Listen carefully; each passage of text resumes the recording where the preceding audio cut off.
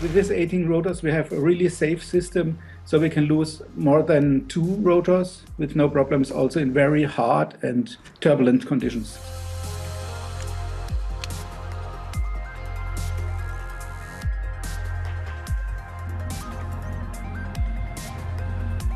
So we have a lot of people who want to buy it, also a lot of rich people want to buy it. So the first step, we want to sell it to flight schools. So the challenges is with the authorities. The German authorities are working very, very good with us. So we are sure that we can have in 2 or 2.5 years a type certification. So we can produce a large scale and sell it to many people.